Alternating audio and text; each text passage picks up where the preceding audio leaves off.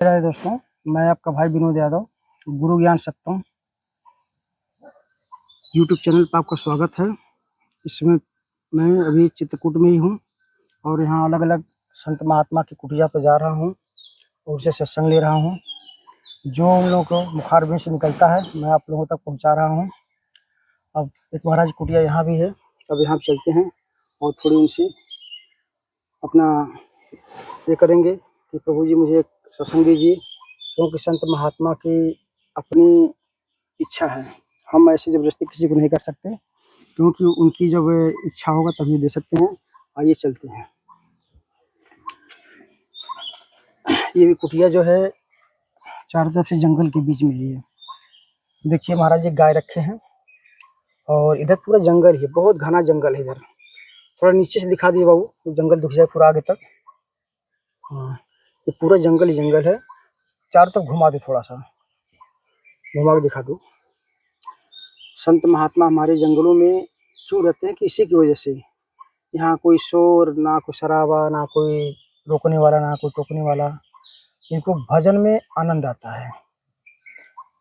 यहाँ शांति चाहिए, संत को शांति चाहिए। और गांव में है क्या, शहरों में क्या है कि अड़ोस में पड़ोस में गाड़ियां हैं, गली में घूमती दौड़ती रहती हैं, आवाज़ आती है, तो भजन में उनको बाधा पड़ता है। तो संत महात्मा प्राकृतिक से प्यार करते हैं, प्रभु प्राकृतिक में ही व्यक्त हैं और यहाँ उन लोगों को बहुत सुकून मिलता है। आइए भाई साहब।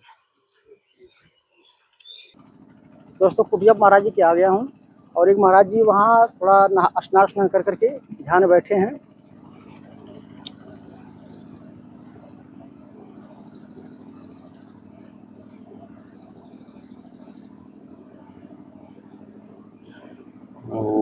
प्रभु जी सीताराम। सीताराम।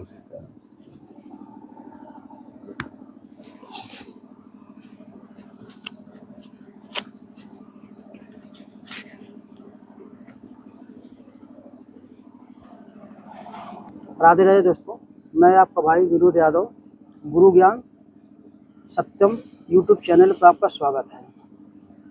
महाराज जी जय जय जय जगन्नाथ। महाराज जी, प्रभु जी ये बताइए कि जब बच्चा अपने माँ के पेट में होता है तो उसकी देख रेख, उसकी लालन, उसका देख रेख प्रभु करते हैं, और वही बच्चा जब बाहर आ जाता है, बड़ा हो जाता है, तो उसको प्रभु से विश्वास क्यों हट जाता है, क्यों डरता है वो? देखिए,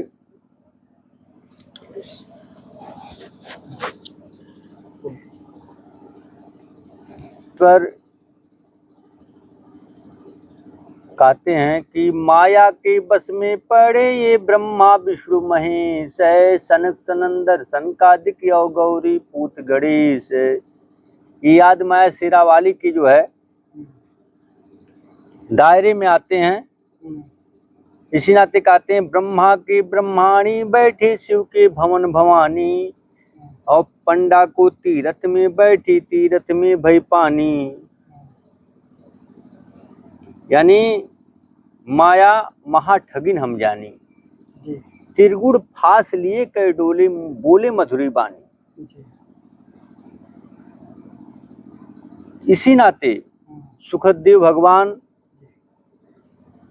जो है गर्भ से नहीं निकल रहे थे और 12 वर्ष हो गया, ब्रह्मा विष्णु महेश बार बार आए और कहे कि निकल जाइए।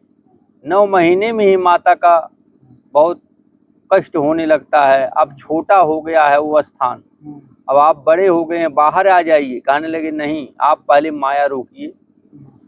2 बार आए, 3 बार आए। जब 12 वर्ष हो गया तो जैसे ब्रह्मा विष्णु महेश विचार विमर्श किए, निरंजन भगवान का प्रेरणा हुआ, क्योंकि ब्रह्मा विष्णु महेश आदि निरंजन के बेटे। इसलिए कहते हैं कि ज्योति जो दुर्गा माता हैं, इन्हीं के द्वारा पूरी सृष्टि का प्रकट हुआ है। इसी नाते सब माता दुर्गा की अंशनी है। जी। और अगर माँ ना हो तो प्रकट नहीं हो सकता है। प्रभु की ऐसी रचना है, इसलिए सभी माता को दुर्गा का रूप देखना चाहिए और सब में प्रभु को देखना चाहिए। तो 12 वर्ष जब हो गया तो ब्रह्मा विष्णु महेश निमिष दंड लगे कई 12। यानी कि जिस प्रकार से गाय के सींग पर एक राई का दाना रखो वो गिर जाता है, उतना निमिष पल रोके थे माया। उस समय सुखदेव सुख से उपजे और उपजे थे 2 नवनाथ 84 सिद्ध ऐसे सुखदेव हो, ऐसे सुखदेव हो। यानी नवनाथ 84 सिद्ध, यानी 94 लोग उस समय माया से परे निकल गए थे। तो माया ही बाधक है।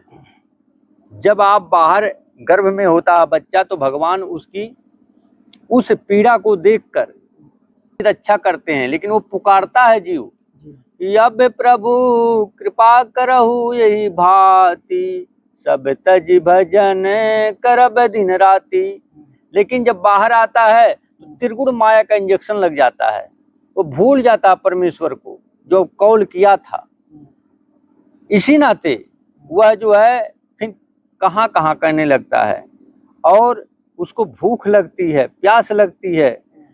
अंदर में जो प्रभु थे वह उसका स्वयं संगी थे, रक्षक थे, लेकिन बाहर में लोग थाली बजाने लगते हैं, बताने लगते हैं ये चाचा है, ताई है, ये बुआ है, फुफ्फा है। झूठे नाता को उसको असली नाता बता देते हैं। धीरे धीरे जब वो बड़ा होता है तो उसी में लग जाता है, अपने प्रभु को भूल जाता है। इसी नाते कहा जाता है नमक हरि का खाई के जपे न हरि का नाम, तिनको वेद शास्त्र कहते नमक हराम।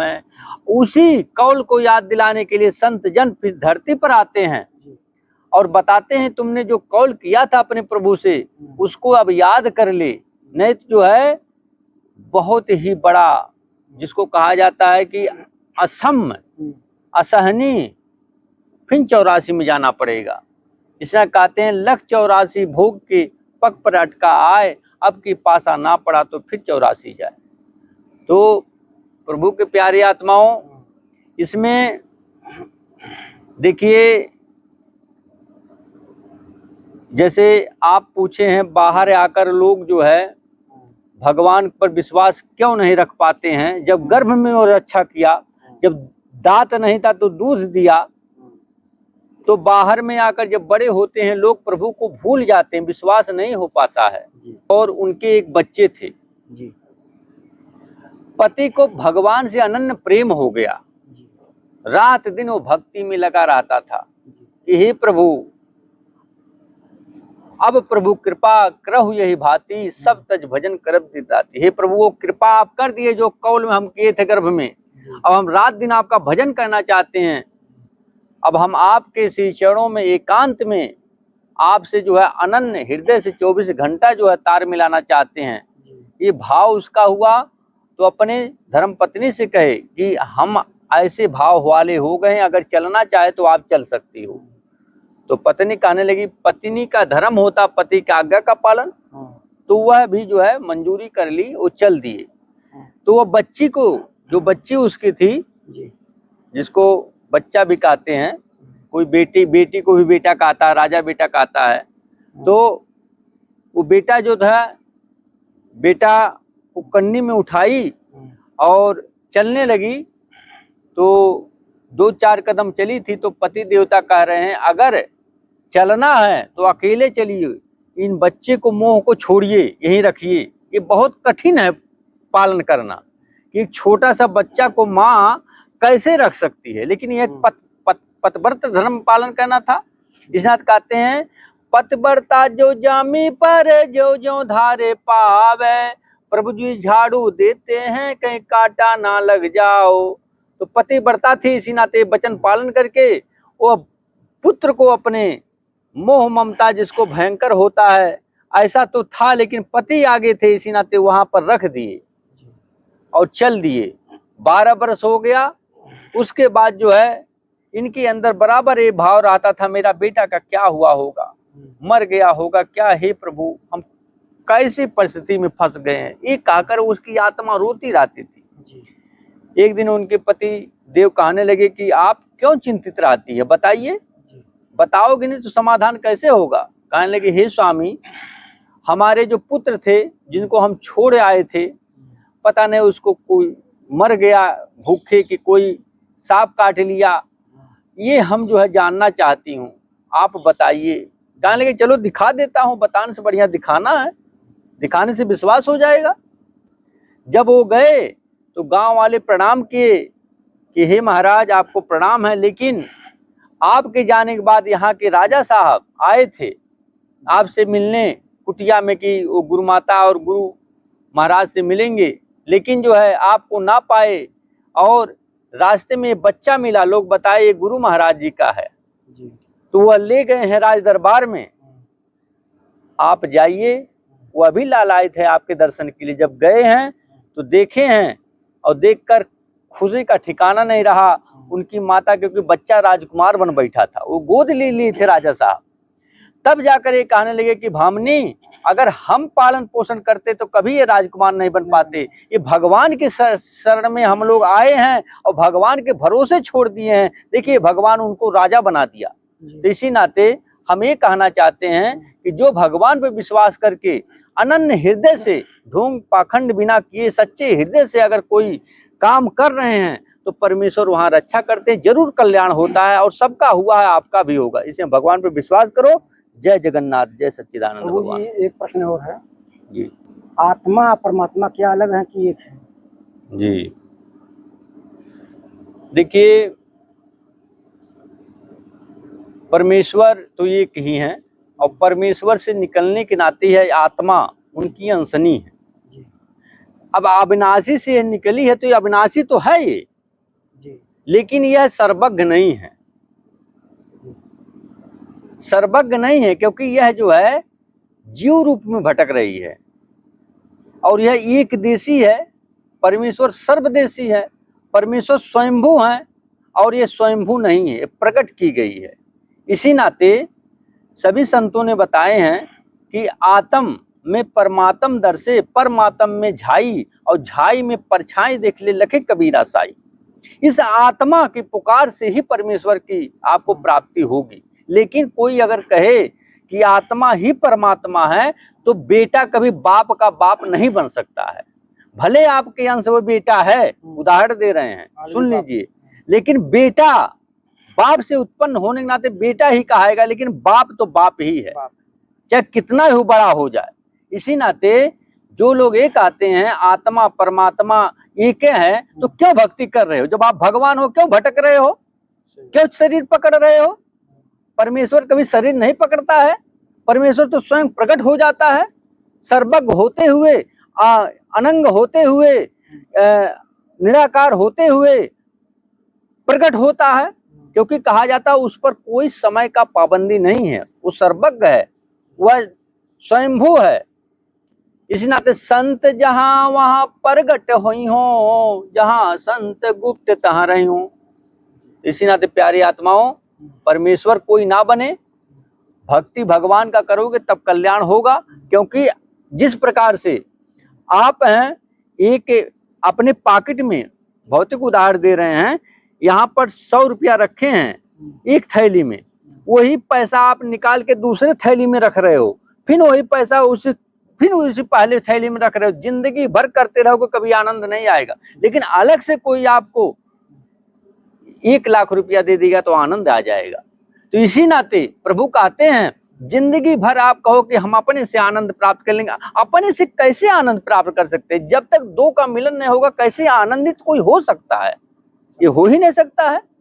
इसी नाते परमेश्वर कहते हैं कि हट छोड़कर या कुतर्क छोड़कर जब आप आधार परमेश्वर का रखेंगे तो आपका मन एकाग्र होगा और तब आपको शांति मिलेगी, क्योंकि वो परमेश्वर ही आत्मा को जब अपनाएंगे तब जाकर वह जो आत्मज्ञानी होगा, नहीं तो नहीं हो सकता। जितनी नदियां हैं वो अपने में नहीं समा सकती हैं, वो सागर में ही समाती है। यह सागर रूपी परमेश्वर में जब आप ध्यान करेंगे तो आपको परम आनंद और आत्मज्ञान की प्राप्ति हो जाएगी।